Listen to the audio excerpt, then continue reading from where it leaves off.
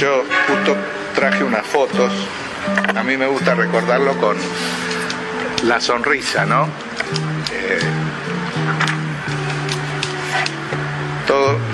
Yo creo que todos los que lo recuerdan se acuerdan de su sonrisa, ¿no?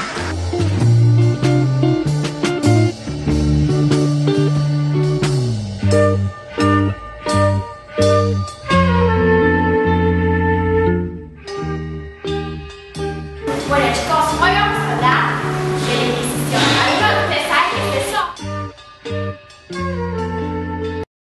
Me aburro. Pues algo decirles que fue un tribunal eclesiástico. De los curas, chicos. Bueno, establecido para inhibir y castigar los delitos contra la fe. Fue fundado en 1218. Yo sé. La Inquisición fue establecida en España por los reyes católicos y en América fue establecida por Felipe II. Voy al baño, me estoy haciendo pipí. La lectura estaba prohibida. Yo. Pero no fue igual que como la dictadura. Qué aburrido. Su figura más siniestra fue un cura llamado Torquemada. ¿Torquemada? ¿No era Videla? ¿Cuándo toca el timbre? No, Diego. Un mes y medio estuvo en la ESMA hasta que lo arrojaron al mar en uno de los tristemente célebres vuelos de la muerte. Un hombre como Silingo que dice que él tiró del avión a un curita, así. Y el capellán, lo que les había dicho, nos decían, era que eso los tiraban vivos. Por lo tanto, no los mataban. Porque al tirarlos vivos, si Dios quisiera, los salvaría. Eso fue el fundamento que le daba a la Iglesia para que estuvieran tranquilos en sus conciencias de haber en la Escuela de Mecánica de la Armada desaparecido de esa forma a 5.000 argentinos. Pablo perteneció a los Hermanitos de Foucault, una fraternidad religiosa que optó radicalmente por los pobres, ideológicamente próxima al movimiento de sacerdotes para el tercer mundo. El día que lo secuestraron, él se estaba mudando a una villa. Sobre Pablo Gazarri, lo que conozco, cosas del barrio, ¿no? Acá funcionaba grupo de scouts y de chicos de la parroquia, que a principios en los 70 muchos de ellos empiezan a militar en las organizaciones populares. Digamos, desde lo que era la participación en las liturgias, a reservar la Virgen a las casas, a acercarnos a algunos hogares geriátricos o a chicos, algunos, no fue mi caso, pero algunos iban a trabajar. Cuando llega a Villa Urquiza organiza lo que era el movimiento juvenil del Carmen, el Mojucar, y hacía laburos muy fuertes en lo que era el José León Suárez, con una posición desde la teología de la liberación. Los jóvenes en aquella época, por un lado, estamos seducidos por la cuestión social, ¿no? O sea, creíamos que se puede cambiar el mundo. Pablo desapareció muy jovencito, a los 32 años.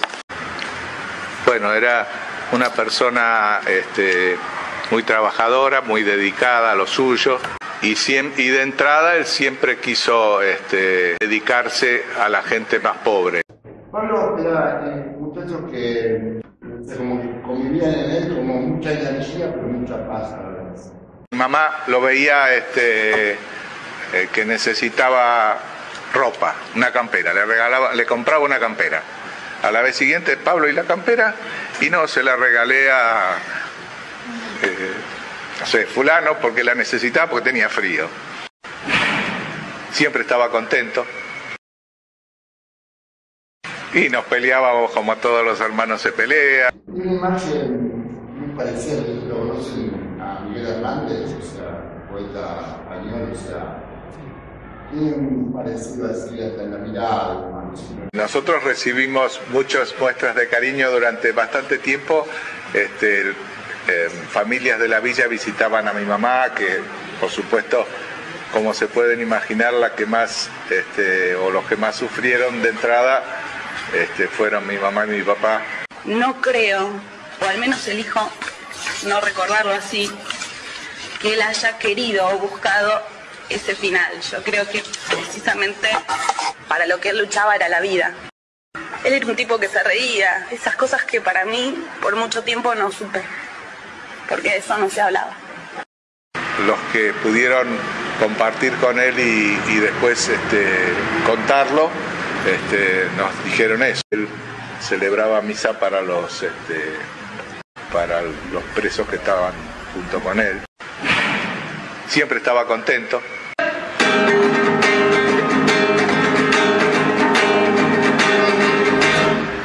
Aquellos tiempos eran una vez,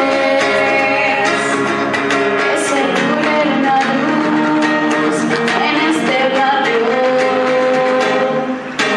Está en el corazón, en la parroquia, con la alegría de los pibes. Nos callaron.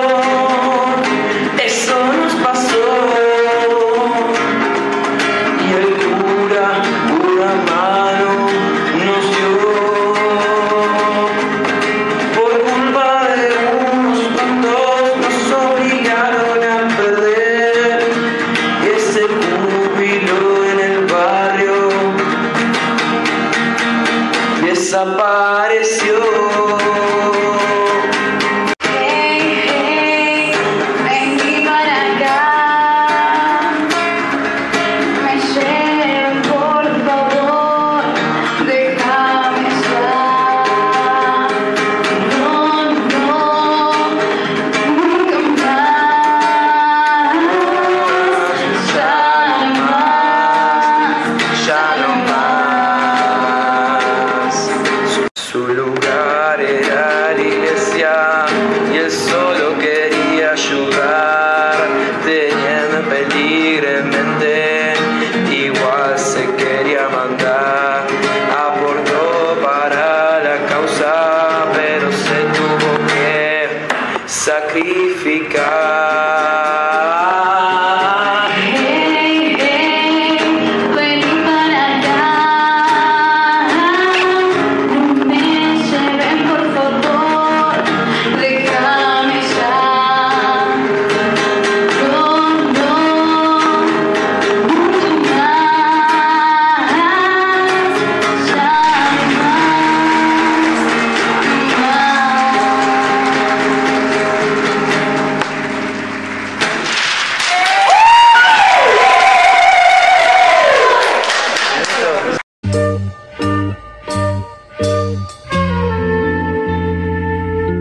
En realidad la iglesia fue cómplice en realidad, no sé si cómplice, podría decir hasta autores directos.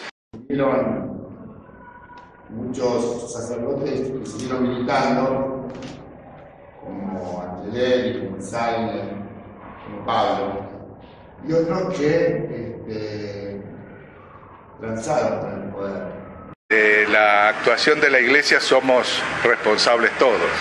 Yo lo que hice fue llamar por teléfono al cardenal Piroño, que era amigo nuestro, y en el momento del secuestro trabajaba en Roma con el Papa. No le resultó una sorpresa porque ellos ya sabían lo que estaba pasando, pero me prometió que cuando viniera a la Argentina iba a ocuparse. Creo que lo que le dijo Videla es que la detención de Pablo era de la Marina y que por lo tanto él no podía dar ninguna información, como si fuera de otro mundo. Y ahí estaba Gracelli, personaje muy conocido por los familiares. ¿Por qué? Él tenía la iglesia abierta para que los familiares vayan en esa época a preguntar por sus familiares desaparecidos. Fueron de a miles ahí. Y es interesante lo que ellos cuentan hoy en día. Las preguntas que les hacía eran preguntas de inteligencia. No eran preguntas para ubicarlo, sino eran preguntas de inteligencia para sacar información. Eran preguntas cuyas respuestas después se las pasaban a los grupos de tareas para ver si servía para secuestrar a otros. la jerarquía de la Iglesia, en aquel momento creo que fueron muy pocos los que tomaron conciencia de la gravedad del problema. La mayoría, diría Francisco hoy, el Papa, se quedó en la sacristía, cómodos en sus lugares. Bergoglio dice que se juntaron, y ahí estuvieron charlando un poco. En ese momento Luis Zamora, uno de los abogados de las querellas, le pregunta si Soria Oyelich le comentan que había más gente secuestrada en la ESMA cuando ellos son liberados. Bergoglio dice que sí. Y él les pregunta qué hizo entonces, sabiendo que había gente que estaba secuestrada. Y no eran 4 de copa, era el principal de los jesuitas. Dice, bueno, le informé al episcopado, Maramburo, a Privatesca, y a mi superior, o sea, a Ruspe. Entonces Zamora le pregunta, ¿y no hizo nada más? Dice, no, le informé a superiores. ¿Pero usted sabía que había gente secuestrado y no hizo nada? Sí, le digo, informé a mis superiores. No, pero usted no fue al lugar, no juntó otros obispos y se fueron al lugar a tratar de salvar a esa gente. Y dice, no. Le pregunté, ¿y cuando viene la democracia, no lo denuncia esto? Y dice, no. Y el caso de él está hoy día en la megacausa ESMA. Como familia siempre decidimos que el juicio era de Dios. Y ahí diciendo con mi papá, porque para mí si hay un juicio eterno, un juicio divino, ese no suple el que nosotros como sociedad debemos hacer. Yo entendí perfectamente este mensaje de que hay que perdonar religiosamente y olvidar. Pero había algo que no olvidaba y que se podía hablar del tío porque mi abuela, por ejemplo, se ponía mal. No es un tío del que yo recuerde ni siquiera un abrazo, que ojalá, hoy te lo iba a preguntar, ojalá me haya tenido y seguramente en sí. brazo, ojalá me haya tenido y seguramente en sí. brazo, ojalá me haya tenido y seguramente en sí. brazo, ojalá me haya tenido y seguramente en sí. brazo. Hay algo que no puedo entender, porque alabamos a gente que nos quiso ver caer. El pasado nunca es pisado, algunos han tratado pero nunca han olvidado tu llamado. A la conformidad, a la uniformidad, abuso de autoridad y falta de honestidad y la verdad. Me parece asquerosa la realidad, la historia de mi país ya no se quiere recordar, eso no debe pasar. Deberíamos poder mirar atrás y recordar buenos tiempos en la vida y no lágrimas soltar por gente que sufrió una dictadura militar. No deben estar sueltos el que asesina o el que lo quiere enmascarar, ocultar y aunque no lo quieras confesar, lo que hiciste ahora lo va a saltar y vos no lo vas a evitar. No me vengas con tu discurso de moral, careta, denunciar opositor total. Te das vuelta cuando las cosas van mal, tiras para el mejor lado, bueno, eso se va a acabar. Ahora mismo vas a caer en tu propio abismo, apoyaste al Estado en su fase de terrorismo. Te dio lo mismo, tanta gente creyó en vos, traicionaste al catolicismo. No me vengas con tu discurso de moral, careta, denunciar opositor total. Te das vuelta cuando las cosas van mal, tiras para el mejor lado, bueno, eso se va a acabar. Ahora mismo vas a caer en tu propio abismo, apoyaste al Estado en su fase de terrorismo. Te dio lo mismo, tanta gente creyó en vos, traicionaste al catolicismo. Yo sé que la única cuestión no es odiar a la fe, recordarle a la institución que causó represión, llevó a la destrucción. Fue un 2.0 volver a la Inquisición, al tiempo que el poderoso tomaba la decisión. Corríjame si estoy en una equivocación, pero Dios no nos da la salvación. Como es que los siervos le llevan la contra a su señor, la mano derecha de un estado perseguidor. Lo mío no es enojo sino el más grande rencor, y es así porque se lleva 1000 veces mejor, o por lo menos más fácilmente, el odio que el dolor.